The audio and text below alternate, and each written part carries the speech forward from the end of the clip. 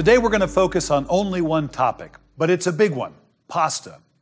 Pasta as a foodstuff has sustained mankind since we hitched our wagon to agriculture and man looked to wheat for nutrition. Every culture has some sort of pasta. So the Italians have their spaghetti. Travel to Southeast Asia, you'll find rice noodles everywhere. In Latin America, they've got fideo, and in Northern Europe, they have a dumpling called spitzel. Everybody, it seems, is in love with pasta. Now, on the way in today, I bought a collection of pastas. You can see them all laid out here. And I got to tell you, it's a little daunting, so maybe I can help make sense of it. Take a look. Right here, I have some rigatoni. Now, these are a little bit hardier. They've got ridges on the surface. A pasta like this is great for a really rustic preparation that's got big flavors and kind of chunky garnishes. I've got penne right next door, the same kind of thing, maybe a little bit more delicate. And then you'll find a couple of different pastas here, shells and fusilli, that have texture that is really great at capturing and holding on to a sauce that maybe doesn't have a really rich, clinging quality. So if we leave those rustic pastas behind, take a look at what we've got over here. I'll start with this angel hair, which is maybe the most delicate of all of these. This is exactly the opposite of what we just talked about. This is not rustic. This is so delicate that we need a sauce that's really, really light, and we don't want to weight it down with too heavy a garniture. I might dress this with a little bit of garlic and olive oil and some fresh tomatoes as an example. And then come on to this end, and you'll see some linguine.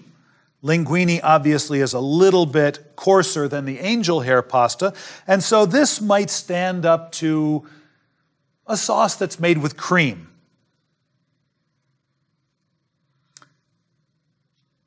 This is fettuccine. Now, not just fettuccine, this is fettuccine that is made with egg rather than just water and flour. So it will be a little bit richer. All of these other pastas are made with flour and water. That's it. And when you have a foodstuff that's that simple, flour and water, you have to really pay attention to the technique if you want it to come out good. This, as I said, is made with egg. It's a little bit richer. So I'll set that back. And then finally down this side, let me grab some of these and let you see. These I think of as soup pastas. They are so small that they're great in pasta salads, macaroni salads, and I call them soup pastas because when you're eating a soup that has pasta, you don't want something that's long like this hanging off both ends of your spoon. Instead, you want something that can be captured in the bowl of a spoon and eaten easily. There's a couple of outliers right here. I picked these up at the store as well. This is a whole wheat penne. You can see a darker color. This is made with a whole grain flour, and ostensibly somebody that's concerned about their health, they want the fiber and the added nutrition, would buy this. The only thing I would tell you is pay attention because this has a fuller flavor, and so your sauce or the preparation should be more assertive. Right next to it, I've got a pasta that's made with white flour that has the addition of bean flour added to it. Now this pasta has complete protein, but it has a full flavor, and you want to use this differently than you might use that. Now these are all dried pastas. We have another option, and that is we make our own pasta, fresh pasta. That's what I'd like to do next. Okay, let's make some pasta. Now, I've got some all-purpose flour in the food processor already. Eggs to my left, water to my right. Those are all the ingredients for fresh pasta. So it's really important to pay attention to the technique. What I'm going to do is I'm going to start the food processor and introduce these 4 eggs. I'm going to be looking for a very specific texture. This won't form a big ball of dough. Instead, what you're going to see is it will moisten and look almost like wet sand cascading in on itself. So let's get started.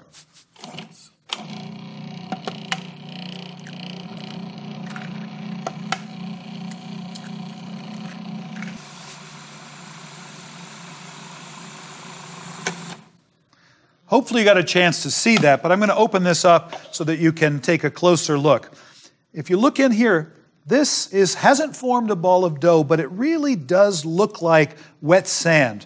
If you want to evaluate it a little bit more closely, you can reach in and grab a handful and give it a little squeeze. And what you're hoping for is that it will stick together just like this. I don't want to knead it in here. I'm going to knead it in the machine, and I'll show you exactly why in a second. But let me take this. I'm going to move the food processor out of the way. And I'll dump this out so you have a chance to take a closer look.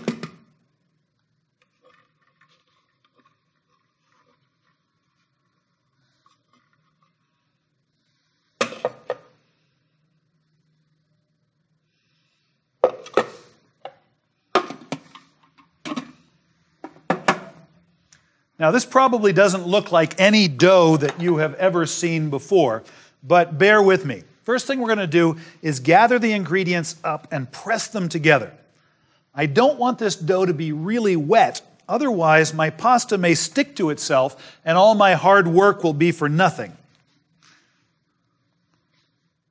I could knead this here on the table, but there's an easier way, and it's a way that I think will show you exactly what I would like you to learn. That is to knead it in the pasta machine.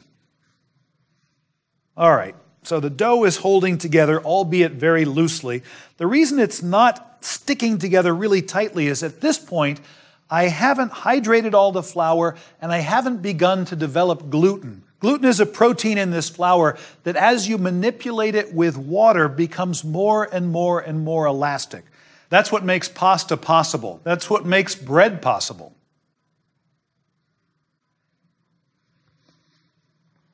Okay, we've got the dough all set. I'm going to roll it through this machine. You're probably not going to invest in a machine that's this big and this expensive. This is my machine from home. I brought it from home. Typically, I just attach it to the kitchen counter, and it has a hand crank, and I can crank the pasta through the rollers. But we'll use this today.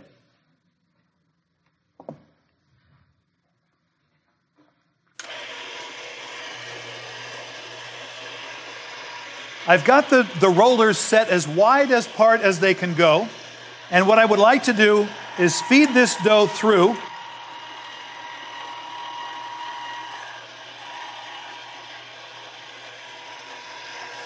And I'll just turn it off for a second. If you look, I've got a pretty raggedy mass of dough. I'm going to gather this up and press it together again. As I said earlier, the reason it hasn't formed a cohesive mass is that the gluten hasn't begun to develop. I could knead it, but the process of rolling it and folding it is almost the same as kneading.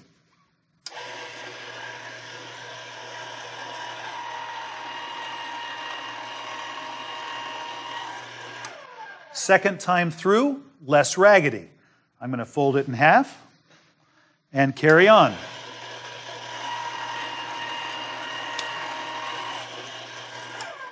Already you can start to see that the edges are no longer ragged. What's happened is the gluten has begun to develop. That's really important. I need a strong flour that has gluten in it if my pasta is going to have the appropriate texture. Now, another thing I want to stop and tell you about right here and now, and that is this. You maybe have noticed that I haven't used any flour to dust these rollers. This is not sticking, and it's not sticking because I mixed a drier dough. That cascading sand is a great little tip. If I press my hands on this, it's moist, but it doesn't stick to my hands. What I'm going to do now is continue to roll and fold this until I get a dough that's very smooth and developed. It will feel to me almost like maybe a new baseball glove or a new pair of shoes, that kind of leather, that firmness, that smoothness.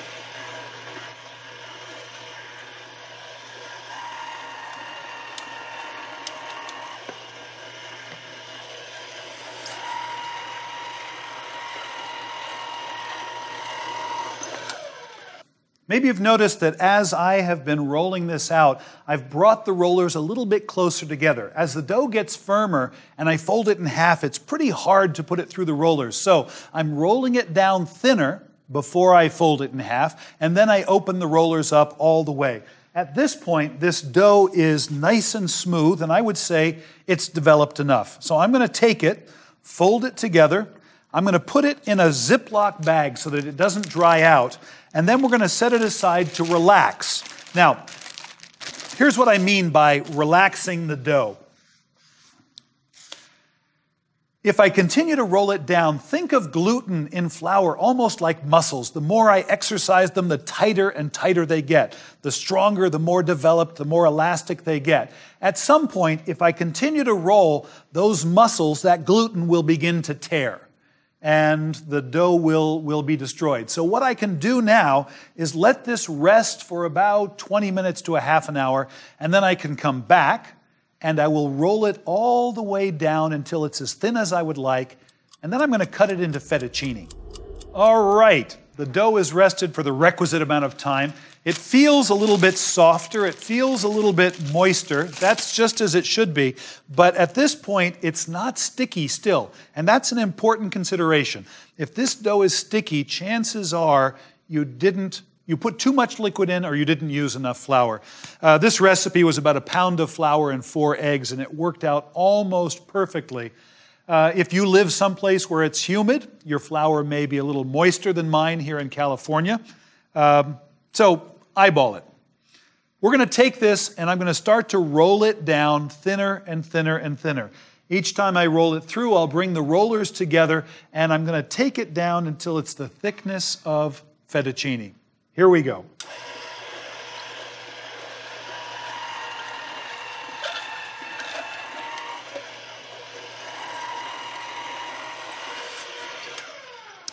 At some point, you have to decide when it's thin enough.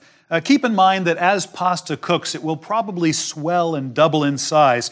Most pasta machines have gradations on this little dial.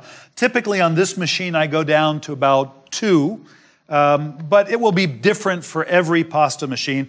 The first time you make pasta, just pay attention to how far you've rolled it down, and then when you cook it, evaluate the finished product. And the next time, if you think it should be thinner, it's an easy fix.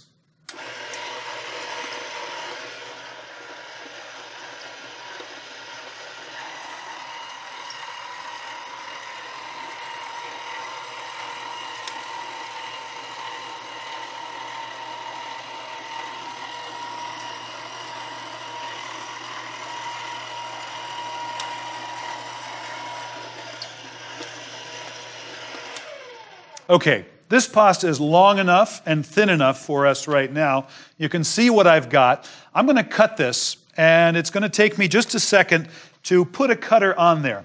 If your dough is sticky at all, it's not a bad idea just to take some flour at this point and dust it so that it doesn't stick to itself. We've got a lot invested in terms of time, and it would be a shame to lose all of that because the dough sticks to itself. So, let me get the cutter, and I'm going to put it on the machine.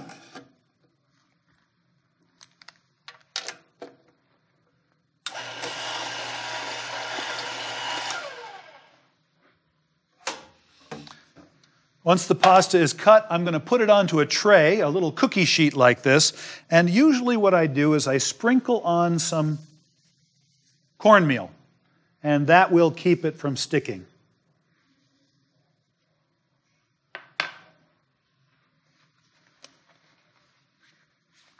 As I roll it through the cutters, it's going to come out, and I want to break it off or cut it off at about 10 inches. I think that's a good length. You can sort of imagine how long dried pastas are in the supermarket, whether it's spaghetti or, in this case, fettuccine. So take a look.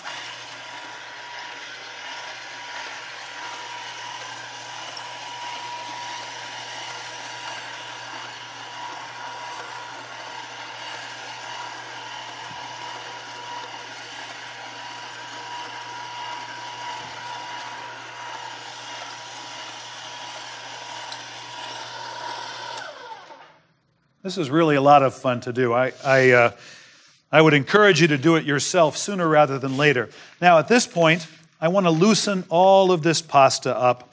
I don't want it to be tight, and I don't want it to be sticking to itself. And as I said, we've got a lot invested, so a little bit of flour is not the end of the world. This is ready at this point to go right into boiling water. If you're not ready to cook it just yet, it can sit at room temperature. And as long as it's separated like this and it's not sticking, what will happen very, very quickly is it will go from a fresh pasta to a dried pasta. It will dry out. So just recognize that if you're going to make a fresh pasta today for a week from tomorrow, chances are it won't keep that long. It will become a dried pasta. And even if you take it and put it in the refrigerator in a plastic bag, it may start to weep, it may start to stick to itself. So this is not the kind of thing that I would keep for a long time fresh. Instead, if I had extra, I would just let it dry and cook it as dried pasta later on. So we made fresh fettuccine, and it wasn't all that hard, but what are we going to do with it? I'm going to show you a really simple sauce, fettuccine carbonara, fettuccine in the style of the coal miner. Now, if you're down in a coal mine, it's got to be simple, and this couldn't be simpler. It's pasta, bacon, and eggs. That's it. First thing I want to do is get this pasta cooking. So over here I've got a pot of boiling water. It's important to make sure that water is seasoned. And it may look like I'm putting a lot of salt in here, but you want to season this so that at the end of the day, it tastes a little bit like seawater. You want to be able to taste the salt. Put another way, it should taste like a properly seasoned broth. So that's good to go. I'm going to take the pasta, and it goes directly into this pot. Now, pasta and fish both like to swim, so make sure you use the largest pot you've got in the kitchen. You should probably have about 6 times as much water as you do pasta, and give it a good stir so that it doesn't stick to itself, and we're off and running here. Now, let's say you don't have a nice rig like this with a colander that fits directly into the pot. You could drain your pasta into a colander over a bowl. Don't put this into the sink, because as soon as you do, all this wonderful starchy seasoned pasta water goes right down the drain and it's lost. And we're going to use a little bit of that pasta water when we finish this dish. Let me talk a little bit more about the dish. I've got all the ingredients laid out here. Pasta we're done with. I've got some pancetta, which is nothing more than cured pork belly. Think of this as bacon that has not been smoked. And I diced it up and I sauteed it in a pan until it was golden. Notice the bottom of the pan has all of the fond, or the drippings from that pork. That is pure pork goodness. So make sure you don't burn it. And a little bit later on, we'll take some of that pasta water and recapture all of that goodness. The pork fat, or the pancetta fat, is also in the pan, and I want to hold on to that, so don't pour it off. I've got some pecorino cheese, sort of a sharp grating cheese. I've got a little bit of parsley, and then here I've got some eggs. And I'm going to get these eggs whipped up right now.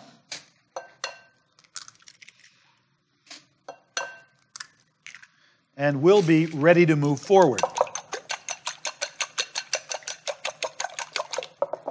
Okay, now the pasta. I can hear that it's back at a boil.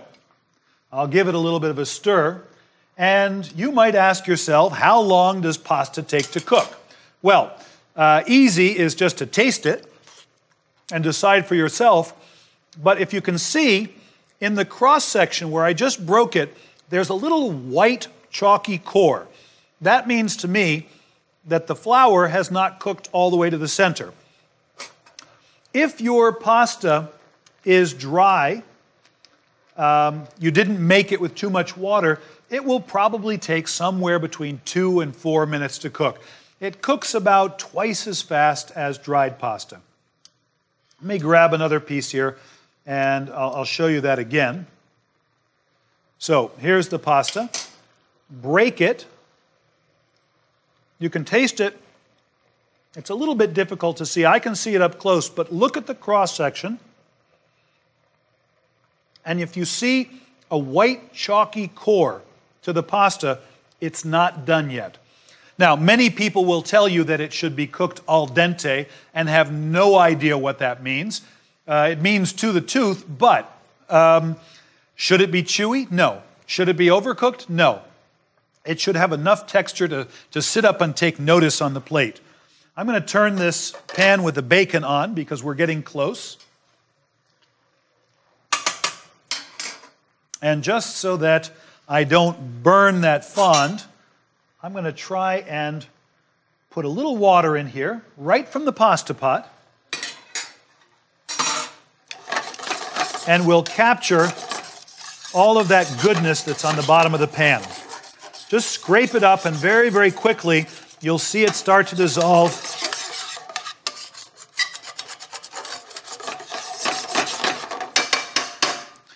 Probably would not be a bad idea to get in here and see exactly what it tastes like. It's a little bit salty, which is what I would expect from bacon, so make sure that you take that into account when you do the final seasoning. While we're waiting here, I'm going to chop just a little bit of parsley. And too often, I think, people consider parsley to be just a garnish, something green to sprinkle on top. But it is, at the end of the day, also a vegetable. And it's actually a pretty tasty vegetable. It lends freshness and a kind of a bright vitality, sort of a green grassiness to this dish. So that's how I'm going to use it. We're going to check the pasta one more time, because I think we're probably getting pretty close.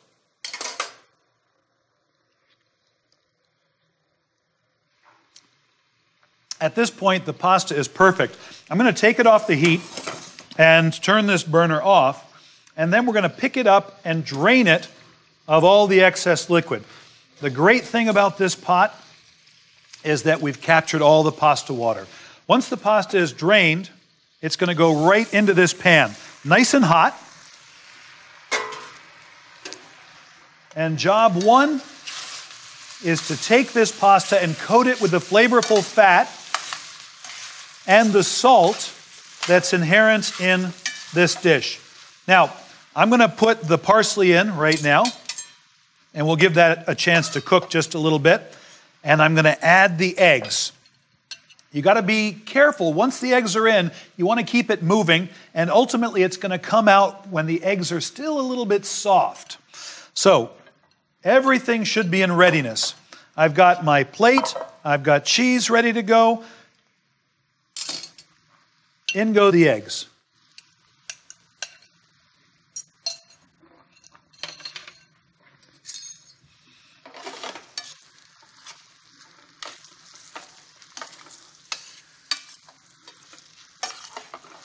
It won't take very long because everything is nice and hot. I think we're just about there now. If you're bold, toss it like this. And I want to get a little bit of cheese in here. I've got the heat off at this point, but you can see the pasta is steaming, so it's staying nice and hot.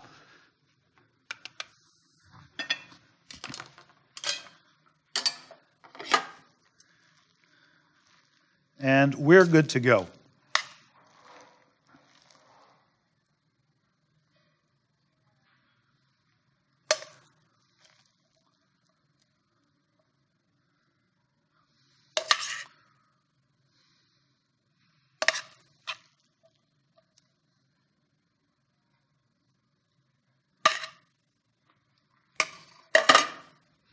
Just a little bit more cheese on top.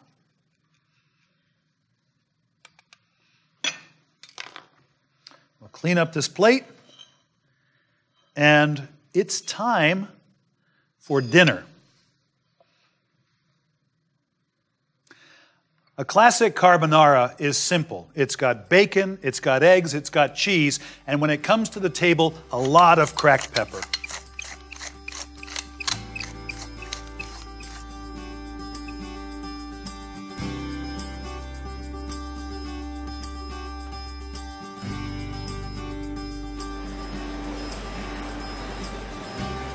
So we made fresh pasta and we turned it into pasta carbonara. I'm going to switch back to dried pasta now, and we're going to cook the most delicate dried pasta there is, which is angel hair pasta. The same rules apply. The water is salted and there's plenty of it. And I'm going to take the pasta and we'll put it into the water.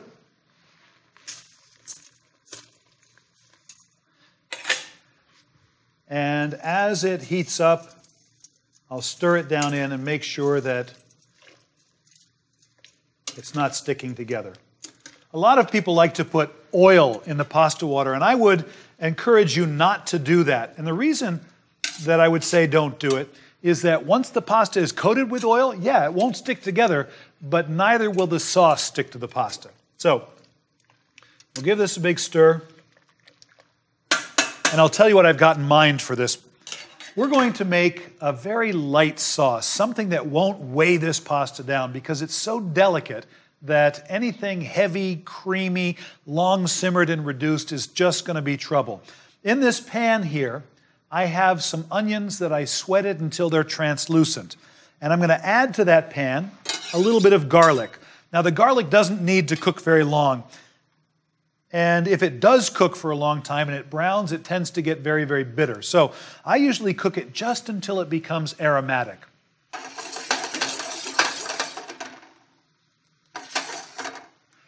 I've got salt in the pasta water, and we're going to use some of that pasta water to finish this dish. So be careful about salt early on. We can always add it to the end, but we can't take it out. This is just coming back up to a boil. We'll give it a good stir, make sure it's not sticking together. Everything looks fine. 2 minutes start to finish on this pasta, so we've got to move forward. Now I'm smelling the garlic. I've got some diced tomatoes here. They're peeled, seeded, diced tomatoes. If you'll remember, tomato concasse, huh? And so we'll put those in there. And I don't want to cook them so long that they start to fall apart into a sauce, but instead, I want to leave it kind of chunky. And I'm going to turn that pan down. I'll look in on my pasta one more time. It's probably not too soon to taste it. Or look at the end, and if you see the white core, it's not quite ready. I'm going to add some herbs to that pan. I've got some parsley here. We'll add a lot of parsley. And with tomatoes like that, nice fresh summer tomatoes, I'm thinking some basil would be a good addition too. So there's the basil. Now, I said it before, but it's worth repeating. Parsley doesn't mind if it gets chopped willy-nilly. Basil will turn black. So I'm going to chop the parsley first. I'll leave it a little bit coarse. And I'll put that right into the pan. And the basil, I'm going to make into a chiffonade by rolling it up into a little cigar and then cutting it into very thin ribbons.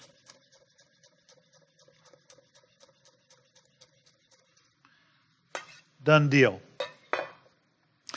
One more check of the pasta, but I think we've got to be there now.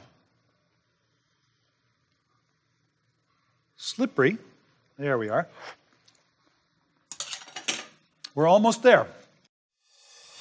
I've got some cheese, and oftentimes in pasta I will use grated cheese, but my fear here is that the grated cheese will make this pasta mat together. So I'm going to shave it with a vegetable peeler into larger pieces that won't mat together and in fact maybe help keep the pasta a little bit separate. This pasta is ready to go. I'm going to drain it. Hold on to that pasta water. Let me move this out of the way right now. We'll turn up the heat on this pan. A little bit of pepper in there.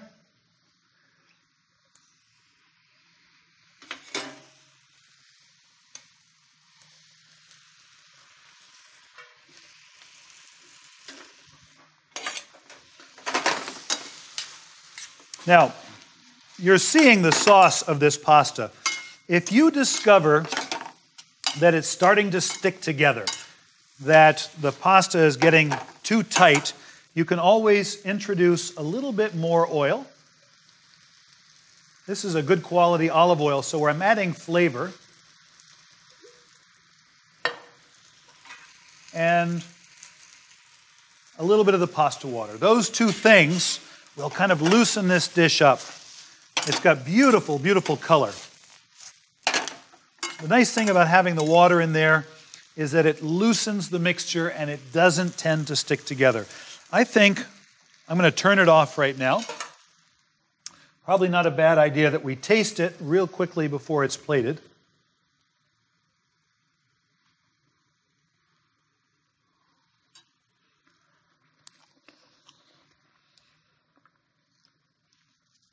I'm going to put a little bit more salt in, a little bit more pepper, and I'm now going to add the shaved cheese. You can see how easy it is with a vegetable peeler like this. I've got some that was shaved already, and I'll just toss it in.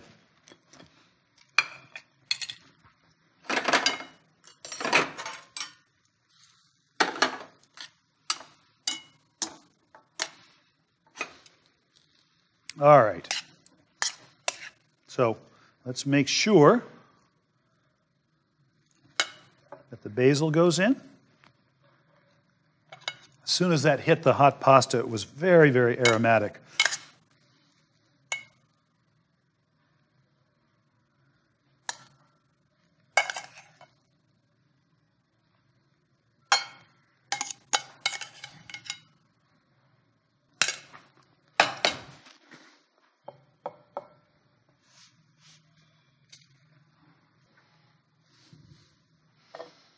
One last little turn of olive oil.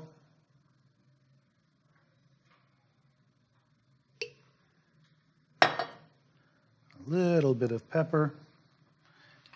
And one or two more pieces of cheese on the top. And I think this dish is ready to go to the table.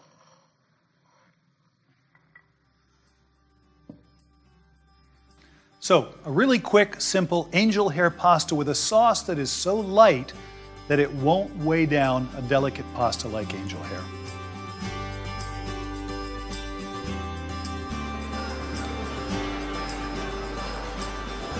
From delicate angel hair pasta to something a little heartier and more rustic. What I have here is orecchiette. This is a pasta that's named after pig's ears. It is a little tougher, it's a little bit thicker. Orecchiette takes somewhere around 11 to 12 minutes to cook, so I've already got it in the water. The thing to remember about tough, hearty pastas like this is that they can stand up to big flavors and rustic garnishes. So, we're going to make a pasta dish that has Calabrian sausage, very spicy, and broccoli rabe. Let me show you what I've done so far. I took the sausage, and I crumbled it up in a pan with some olive oil, and I sautéed it until the sausage started to brown. At the same time, I put onions in there and allowed those to brown just a little bit as well. That took maybe 15 minutes. And then, after that was done, I added tomato sauce, and I allowed it to reduce. And you can see that happening right here. I'm going to add some garlic, but because this is such a rustic dish, I just sliced the cloves. I didn't mince it up really fine. I just sliced it. I'm going to turn the heat back up a little bit, and we'll cook that garlic. And keep in mind, the sausage is spicy, but if you like it even spicier, a little bit of pepper flakes is not a bad idea.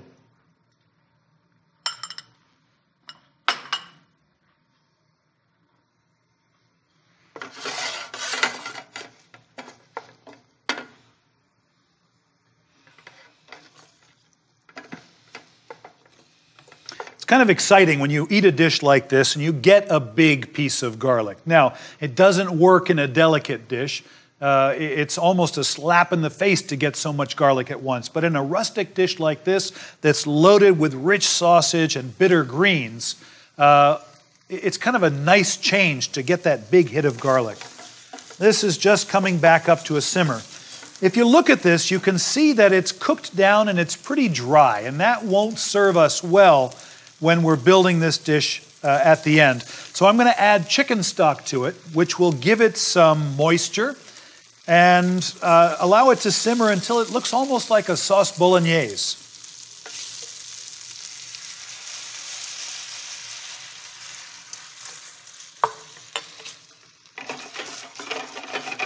That looks a little bit more like a sauce. We're going to let that simmer.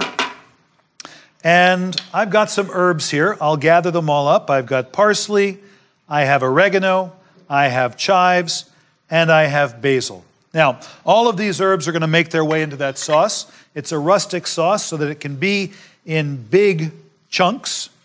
And so I'm going to gather it up and just cut it very, very coarsely. This way the flavor of the herbs stays distinct.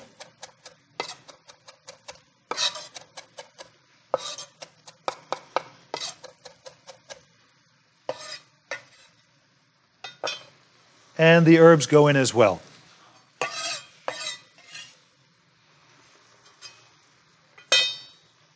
Take a look here. I've got some greens. I've got broccoli rabe.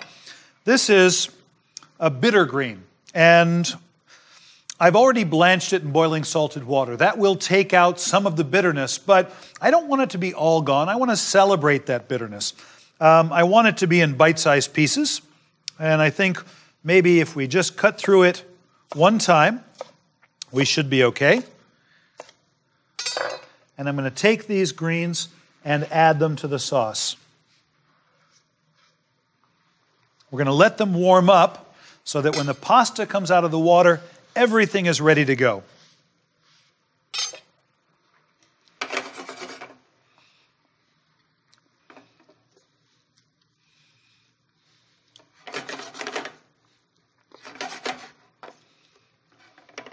It's probably not too soon to look in on the pasta and see how it's doing.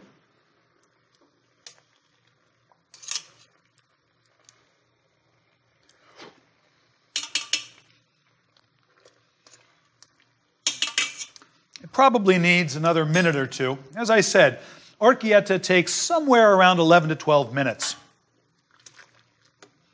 I'm going to grab some of the pasta water and add it in here. I'm sure this pasta is done, but let's check it one more time. To the tooth, but it's not tough, and there's not a starchy flavor to it. So I'm going to take it out of the water and just let it drain real briefly. Maybe get a little shake.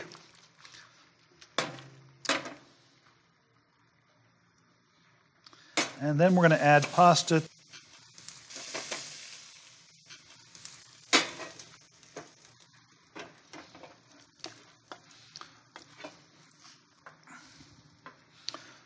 I'm going to turn this up. If there's any extra pasta water that's making this watery, we can boil it away very, very quickly.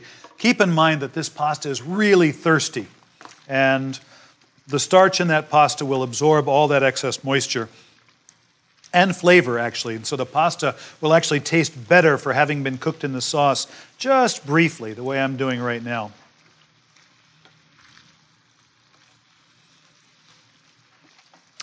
Okay, I'm going to turn that off.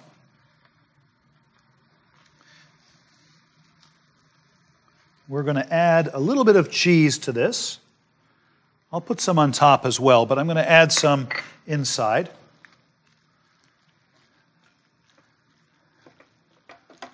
The cheese gives it a nice savory flavor and a richness. It'll tone down the bitterness of the broccoli rabe, and suddenly this will become more than the sum of the parts. If you don't like the consistency, if you think it's too dry, you always have the pasta water here available to you. But I think we're in good shape. Now,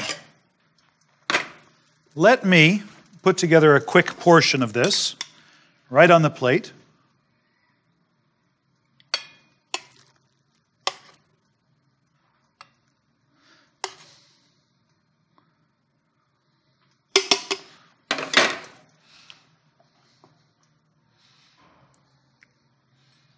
And I'll add just a little bit of cheese.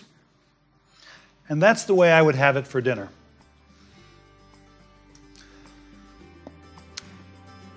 That's it on pasta. When we come back, we're going to take a look at meat as an ingredient. Join me then.